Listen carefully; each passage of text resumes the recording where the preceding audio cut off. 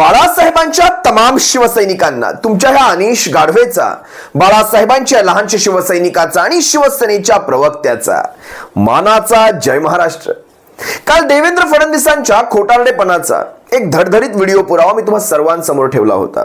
आपण सर्वांनी पाहिलात एबीपी माझाच्या माझा कट्टा कार्यक्रमामध्ये ज्यावेळेस देवेंद्र फडणवीसांना चहो बाजूनी पत्रकारांनी घेरलं होतं। तो काळ वेगळा होता, अगदी जुना काळ नाहीये हा, काही वर्षांपूर्वीचाच हा व्हिडिओ होता। तुम्ही पाहिला असाल, अभिजित कारंडे असतील, त्यात प्रशांत कदम असतील, स्वतः खांडेकर एबीपीचे संपादक असतील, यांनी ज्या प्रकारचे, ज्ञानदा कदमही तिथे उभी होती बरं का सूत्रसंचालक म्हणून, ज्या प्रकारचे प्रश्न पत्रकारांनी त्या देवेंद्र फडणवीसांना विचारले तशा प्रकारची पत्रकारिता सध्याच्या घडीला पत्रकारांकडनं अपेक्षित आहे। मग कुठलाही नेता तिथे बसो, मी म्हणत नाही भारतीय जनता पक्षाचा असेल किंवा कुठल्याही एखाद्या XYZ पार्टीचा असेल, कुठल्याही पक्षाचा नेता तिथे बसो, पत्रकारांनी पत्रकारिता करावी। जे प्रश्न समाजासाठी, देशासाठी, लोकशाहीसाठी आवश्यक आहेत ते प्रश्न सारे करावेत। कुठलाही नेता तिथे बसो, म्हणत नाही देवेंद्र फडणवीसच।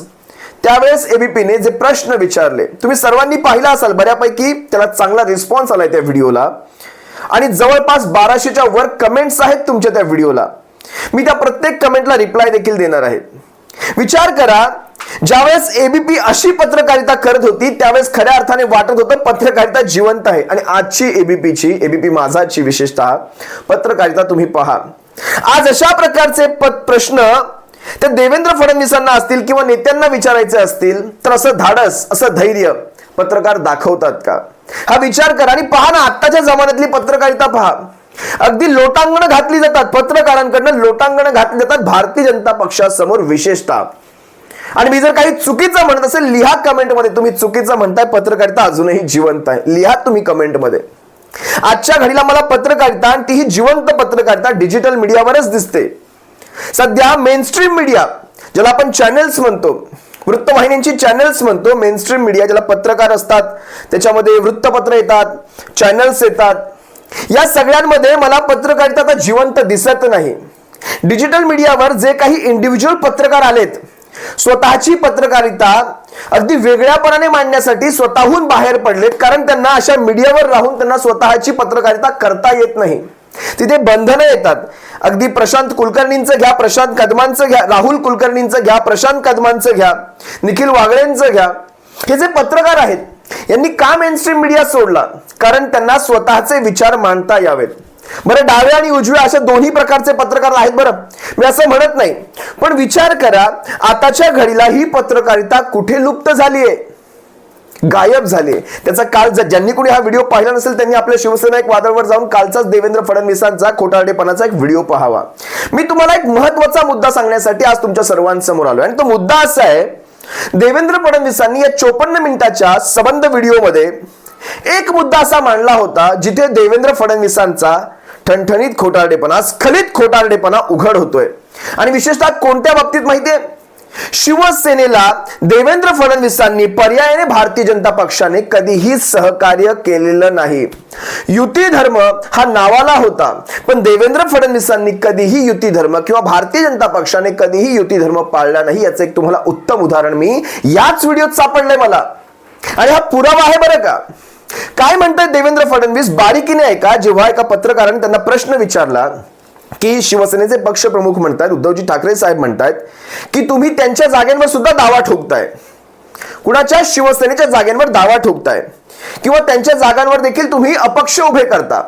त्यांनी भुसावळचा, गंगापूरचा मला वाटतं तिथे उदाहरण दिलेलं आहे। मी त्याच्याही पुढे जाऊन आणखी 2-3 उदाहरणं देतो। अंधेरी पूर्व असेल, रत्नागिरी सिंधुदुर्गची जागा असेल, त्याच्यानंतर उरणची जागा असेल, ही बाकीची उदाहरणं कदाचित पत्रकारांनी दिली आहेत, ती मी देतो तुम्हाला। शिवसेनेच्या पक्षप्रमुखांनी अशा प्रकारचा आरोप केल्यानंतर आणि त्या पत्रकाराने अशा प्रकारचा प्रश्न देवेंद्रांना विचारल्यानंतर देवेंद्र काय म्हणतात माहितीये का? आम्ही जवळपास 59 जागांचा प्रस्ताव दिलेला आहे। बघा, बारीक ऐका मला काय सांगायचंय। 59 जागांचा असा प्रस्ताव दिलेला आहे ज्यामध्ये शिवसेनेच्या ह्या 59 जागा जवळपास 1 ते 2 वेळा लढलेल्या आहेत, पण त्या काही जिंकून आलेल्या नाहीयेत। जिथे, आता बारीक ऐका, जिथे भारतीय जनता पक्षाची ताकद फार मोठी आहे, तुम्हाला कळेल, माझ्या बोलण्यातच तुम्हाला कळेल. कदाचित मला विश्लेषण देखील करावं लागणार नाही की मला काय सांगायचंय नेमकं.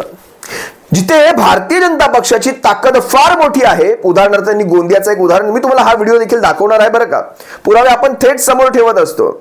जिथे त्यांनी गोंदियाचं उदाहरण दिलं, इथली नगर परिषद, नगरपालिका, आमदार, खासदार सगळे आमचे आहेत आणि ही जागा शिवसेना लढवते आणि त्यांना तिथे मोठा पराभव पत्करावा लागतो. आता माझ्या बालमनात एक साधा प्रश्न आला. माझं बालमन, राजकारणाविषयी आम्हाला जरा शून्य कळतं, आम्हाला काहीही कळत नाही आम्हाला राजकारणाविषयी. माझ्या बालमनाला एक साधा प्रश्न आला की शिवसेना आणि भारतीय जनता पक्षाची युती जवळपास 30 वर्ष, 25 तर पकडूनच चाला, 25 वर्षाची युती. जेव्हा जेव्हा शिवसेनेने निवडणुका लढवल्या आहेत तेव्हा तेव्हा शिवसेना युतीत लढली. युतीचा धर्म सांगतो माझं मत तुम्हाला मिळालं पाहिजे, कारण युती आहे. तुमचा उमेदवार जर असेल तर माझं मत, म्हणजे मी समजा दुसरा पक्ष असेल युतीतला, तर माझा युती धर्म मला हे सांगतो की माझं मत तुम्हाला मिळालं पाहिजे. मग आता शिवसेना हरते, माझी ताकद मोठी आहे, समजा मी भारतीय जनता पक्ष आहे, माझी ताकद मोठी, मग माझं मत गेलं कुठे? आणि जर बघा बरं पर्याय काय देतात देवेंद्र म्हणतायत, जर मी उभा राहिलो म्हणजे भारतीय जनता पक्ष उभा राहिलो तर मात्र जागा निवडून येईल. म्हणजे भारतीय जनता पक्षाने किंवा भारतीय जनता पक्षाच्या मतदारांनी किंवा भारतीय जनता पक्षाच्या पदाधिकाऱ्यांनी, कार्यकर्त्यांनी शिवसेनेचं कामच केलेलं नाही. जे काही शिवसेनेला मतदान झालंय ते शिवसेनेचं स्वतःचं मतदान. एक उदाहरण देतो, समजा जी काही XYZ गोंदियाचं नाव त्यांनी घेतलं, समजा गोंदियात शिवसेनेचा मतदार 0 आहे असं धरूयात, 0, एकदम 0, मी एक पण पकडत नाही, 0 पकडला.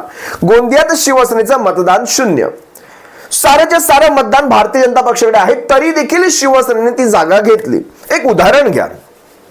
आता ज्यावेळेस शिवसेनेचा उमेदवार उभा राहतो, या भारतीय जनता पक्षाचं सारं मतदान एवढं आहे, देवेंद्र फडणवीसांच्या म्हणण्याप्रमाणे एवढं आहे की ती जागा निवडून येईल. मग शिवसेनेचं 0 बाजूला ठेवा, पण भारतीय जनता पक्षाचं जर मतदान सगळंच्या सगळं पडलं तरी देखील शिवसेनेचा उमेदवार हा निवडून यायला हवा होता, 0 मतदान असताना देखील, कारण भाजपा युतीमध्ये होती. तो का निवडून आला नाही? आणि हा देखील प्रश्न विचारायचा धारिष्ट त्या पत्रकारांनी दाखवलं बरं का, एका पत्रकाराने, त्यांचा देखील मी तुम्हाला व्हिडिओ दाखवेल. तुम्ही सगळ्यात पहिला हा व्हिडिओ पहा, ज्यात देवेंद्र फडणवीस म्हणतायत आमची ताकद आहे तिथे आणि आम्हाला ती जागा सुटली गेली पाहिजे. शिवसेना तिथून निवडून येत नाहीये. तुम्ही वेगवेगळे लढत होतात का? साधा प्रश्न, तुम्ही वेगवेगळे लढत होतात का? एकत्र लढत असताना भारतीय जनता पक्षाची मतं शिवसेनेला का पडली नाही त्याचं उत्तर द्या. तुम्ही हा एकदा व्हिडिओ पहा, पुढे मी माझं विश्लेषण करतो. तुम्ही फ्लेक्झिबिलिटी संपल्याचा आरोप करताय, पण जी माहिती मिळते, उद्धव ठाकरेंनी पण आरोप केला की त्यांच्या असलेल्या जागांवर तुम्हाला उमेदवार उभे करायचे होते. भुसावळचा त्यांनी उल्लेख केला, गंगापूरचा उल्लेख केला. मग असं आपल्या मित्रपक्षांच्या जागांवर तुम्ही उमेदवार घ्यायचे, त्यांच्या उमेदवारीसाठी भांडायचं, मग इथे फ्लेक्झिबिलिटीचं काय, हे आम्हाला म्हणजे जाणून घ्यायची इच्छा आहे. काय झालं? पहिली गोष्ट अशी की आम्ही त्यांना जो प्रस्ताव दिला होता की आम्हाला कुठल्या जागा लढायच्या आहेत, ज्या 59 जागांवर ते कधीच निवडून आले नाहीत, कधीच आले नाहीत, अशा जागा आम्ही त्यांना दिल्या. आमच्या 19 जागां देखील आम्ही चर्चा करायची तयारी दाखवली की 19 जागांवर आम्ही निवडून आलो नाही, यातल्या ज्या जागांवर तुम्ही निवडून येऊ शकता आम्हाला सांगा, आम्ही देऊ. या 59 जागांवर तुम्ही कधी निवडून आला नाही, आम्हाला असं वाटतं की यातल्या या जागांवर आम्ही निवडून येऊ शकतो, आमचं स्ट्रक्चर आहे. एक उदाहरण द्यायचं झालं तर गोंदिया आहे की गोंदियामध्ये आता गेले 2 निवडणुका त्यांचा कोणी निवडून आलेला नाही. त्याच गोंदियामध्ये नगरपालिका आमच्या हातामध्ये आहे, जिल्हा परिषद आमच्या हातामध्ये आहे. त्या गोंदिया मतदारसंघातले सगळे नगरसेवक, जिल्हा परिषदेचे सदस्य, पंचायत समितीचे सदस्य सगळे आमचे आहेत आणि तिथले खासदार देखील आमचे आहेत. तर आम्ही म्हटलं की त्याच्याबद्दल या व्हिडिओमध्ये देवेंद्र फडणवीस स्पष्ट म्हणतायत, जर ह्या जागांवर जर आम्ही लढलो, या 59 जागांवर जर आम्ही लढलो तर आम्ही निवडून येऊ. म्हणजे या 59 जागांवर भारतीय जनता पक्षाने, उघडपणे सांगतोय बरं मी, मदत केलेली नाही. 59 जागांवर जिथे ह्यांची ताकद आहे हे लढले. तर मला एक सांगा, तुमचे मतदार काय बाहेरून येणार होते का? त्याच भागातले मतदार असणार? कुठे मुंबईतून नव्हते मतदार येणार की मुंबईतून आलेत आणि गोंदियात मतदान करणार, असं तर नव्हतं ना. तुमचे मतदार तिथलेच असणार, स्थानिक असणार. मग त्या स्थानिक मतदारांनी शिवसेनेला मदत केलेली नाही हे तुम्ही मान्य केलात व्हिडिओ समोर. याचं साधं आणखी एक उदाहरण देतो, युती धर्म कसा पाळायचा असतो. शिवसेना कायम युती धर्म पाळत आली आणि भारतीय जनता पक्ष कायम दगा करत आला. मी तुम्हाला आताचं महाविकास आघाडीचं एक उदाहरण देतो. कसब्याची निवडणूक घ्या, कसब्याची पोटनिवडणूक. कसब्याच्या पोटनिवडणुकीमध्ये शिवसेनेचं कसब्यामध्ये मोठा जोर होता शिवसेनेचा, मताधिक्य जास्त होतं, तरी देखील एक महाविकास आघाडी धर्म, एक युती धर्म असतो, तो धर्म पाळला गेला आणि कसब्यामध्ये काँग्रेसचा उमेदवार निवडून आणला गेला. याला म्हणतात युती धर्म. अगदी पिंपरी चिंचवडमध्येही तेच झालं. जर पिंपरी चिंचवडमध्ये कदाचित शिवसेनेचा उमेदवार उभा जरी राहिला असताना अधिकृत तर तो निवडून देखील आला असता, पण तरी देखील पूर्ण, कारण तिथे अपक्ष उभा राहिल्याने आणि अपक्षाला आपण बाहेरचा रस्ता दाखवला, तो कायमचा दाखवला. हे देखील लक्षात घ्या. आम्ही असं करत नाही की अपक्षाला तात्पुरतं बाहेरचा रस्ता दाखवायचा आणि पुन्हा आपल्याकडे घ्यायचं. जे भारतीय जनता पक्षाने कायम केलं, 2 उदाहरणं देतो तुम्हाला, 2 उदाहरणं. पहिलं उदाहरण घ्या अंधेरी पूर्वेचं, मोरजी पटेलचं. हा मोरजी पटेल अंधेरी पूर्वेमध्ये रमेश लटकेंच्या विरोधात कायम, दिवंगत आमदार आपले शिवसेनेचे आमदार रमेशजी लटकेंच्या विरोधात कायम उभा राहायचा. ह्या मोरजी पटेलला भारतीय जनता पक्षाने तात्पुरती कारवाई करून बाहेर केलं. आणि आता हाच मोरजी पटेल, याला काका म्हणतात तिकडे, का म्हणतात माहित नाही, पण हाच मोरजी पटेल ज्यावेळेस अंधेरी पूर्वेची पुन्हा मशालीवर निवडणूक झाली त्यावेळेस ऋतुजाताईंना द्यायचा तितका त्रास दिला, अगदी शेवटच्या क्षणापर्यंत ऋतुजाताईंना त्रास दिला, पण ते काही शक्य झालं नाही. शेवटी ऋतुजाताई भरघोस त्यांच्या विरोधात उमेदवारच आले नाहीत. म्हणजे इतकी भीती छातीमध्ये भरली यांच्या भारतीय जनता पक्षाच्या, उमेदवारच आले नाहीत पुढे. हा मोरजी पटेल कायम विरोधात उभा राहायचा, अधिकृत उमेदवाराच्या विरोधात. दुसरं उदाहरण सांगतो, तुम्ही ऐका. दुसरं उदाहरण उरणचं, महेश बालदी एक मारवाडी उमेदवार आहे.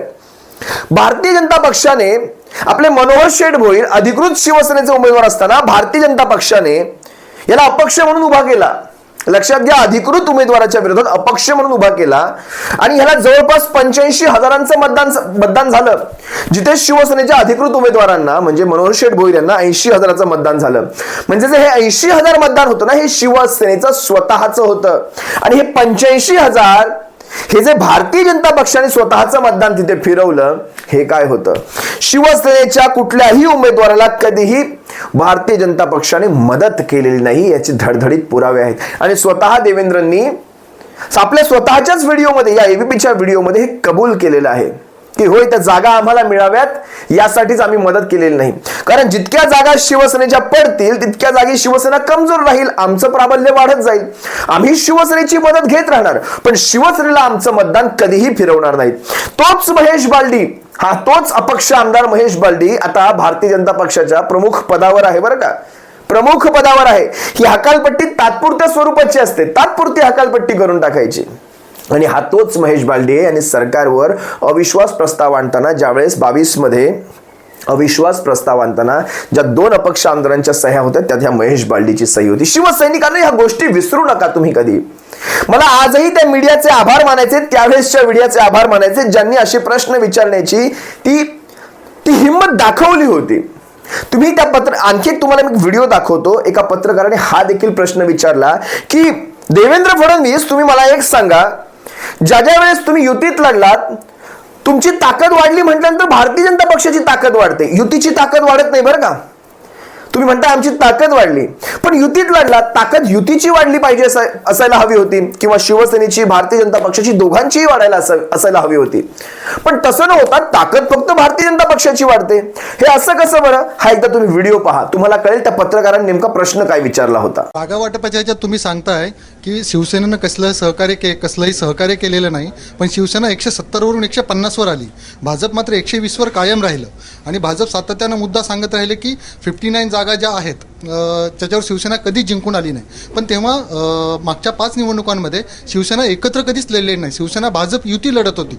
मग भाजपनं तेव्हा काहीच मदत केली नाही, त्यांचं डिपॉझिट जप्त होईपर्यंत भाजप नेते थांबले आणि नंतर ताकद वाढली ती फक्त भाजपची वाढली, युतीची वाढली नाही. पहिली गोष्ट अशी आहे की त्यांच्या जागांवर ते लढतात, आमच्या जागांवर आम्ही लढतो, एकमेकाला मदत करतो. पण शेवटी ज्या पक्षाचा उमेदवार असेल त्या पक्षाला लढावं लागेल ना. कोणी दुसरा येऊन तुम्हाला तारून नेईल, शिवसेना लढते आणि भाजपवाला येऊन त्याला तारून नेईल, असं होत नाही साहेब. राजकारणामध्ये प्रत्येक पक्षाला आपल्या ताकदीनं लढावं लागतं, आपल्या हिमतीवर लढावं लागतं, दुसऱ्याच्या हिमतीवर लढता येत नाही. आम्ही आमच्या हिमतीवर लढतो.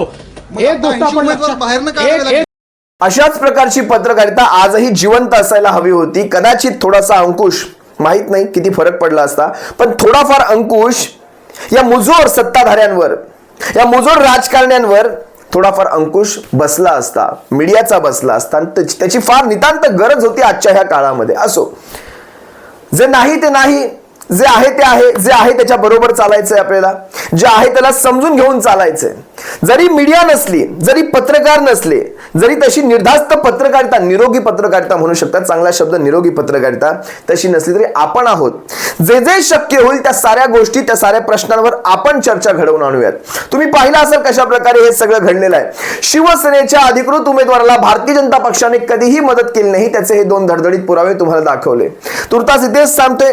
तुमचे जे काही प्रश्न असतील तुम्ही कमेंटमध्ये नक्की विचारा, मी त्याच्यावर उत्तर द्यायचा नक्की प्रयत्न करेल. जय महाराष्ट्र. काळजी घ्या शिवसैनिकांनो.